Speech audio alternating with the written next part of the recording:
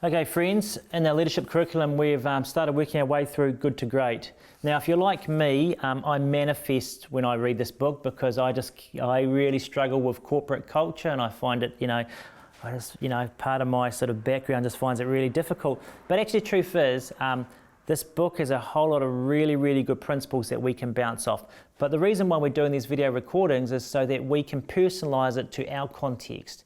Just so you know though, there is a version of this book which is made for the social sector, and also there's a version of this book put out by some Christians also looking more directly at the church context.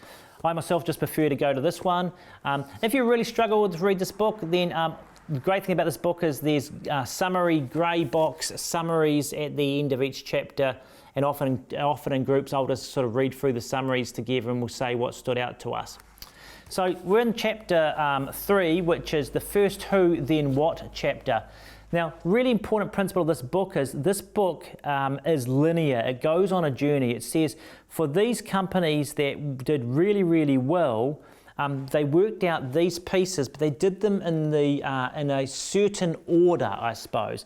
And so the first bit that we've already talked about is the right leadership, a leadership that has humility and will and has competency and character, I suppose you could say it that way. And we've already talked about that. So once we've got a leadership question, we've got the leadership issue sort of resolved, then the critical thing is getting the right people involved. And the language we often use is getting the right people on the bus. The good summary is, we often say people are our best asset, but actually the right people are our best asset. The wrong people who are in the wrong place for whatever reason, they often can be our biggest nightmare. And so the critical thing here, it's not saying that everybody should be on our team. There's plenty of teams out, there's plenty of places out there that people can live out their God-given call. So it's really important then to say, here's what it means to live out your call amongst us, but if you want to live it out in another team, that's fine too. We're not saying our team's better than any other team, it just happens to be our team.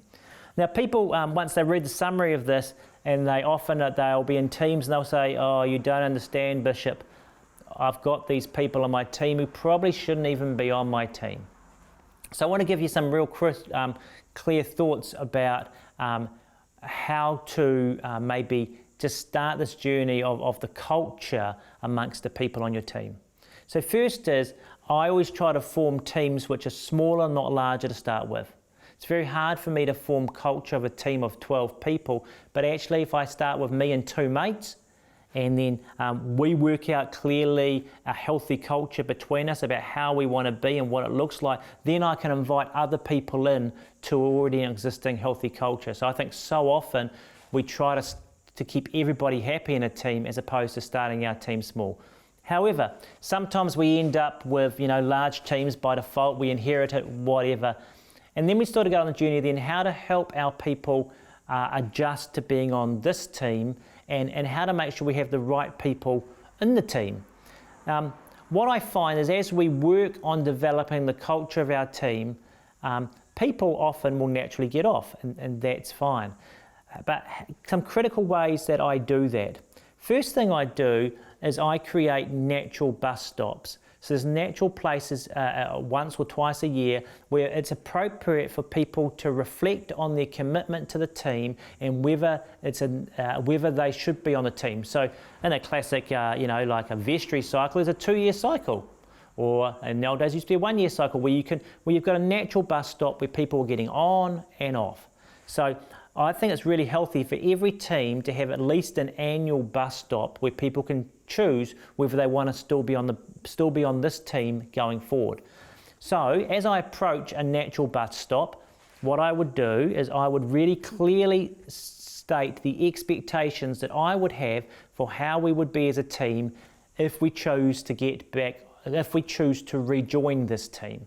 So I would say, I'd go, well, we'll be living by the 5 dysfunctions of a team, we'll be eating together, each time we gather we might pray together. So I'd clearly have those expectations spelt out. Then people have a choice on the bus stop. Do they stay on the bus? Do they get off the bus? Do they go on another bus? Whatever. And at that point, many or some or one or two will choose not to continue the team, which is absolutely fine, and bless them, and I hope they find another team that suits them better.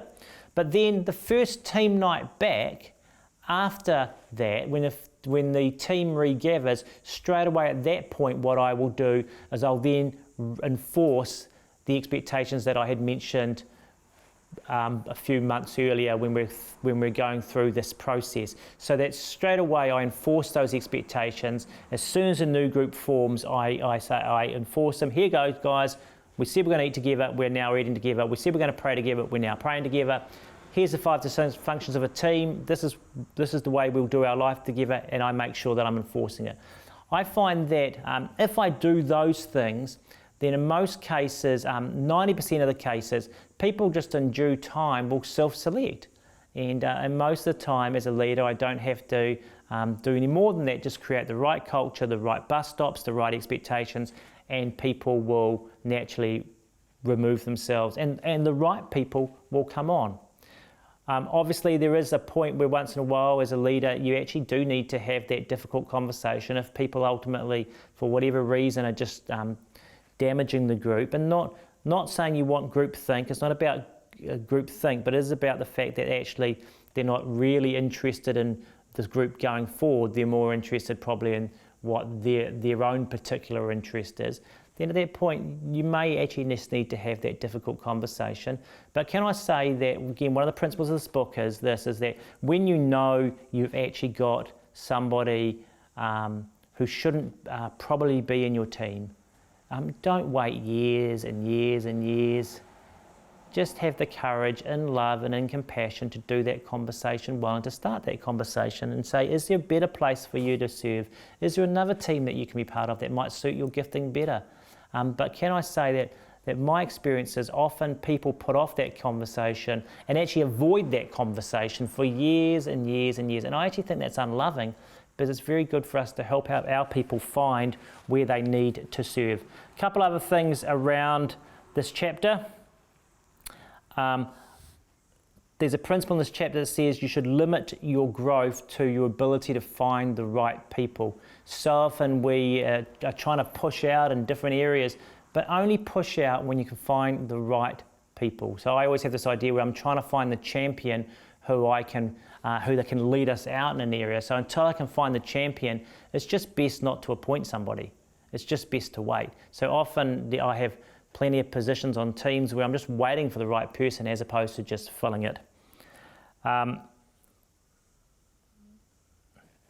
Final thing is again, teams and the right people are the basis of all our ministries. We don't believe in a leader doing the ministry. We believe in a leader resourcing and equipping and gathering a team to do the ministry.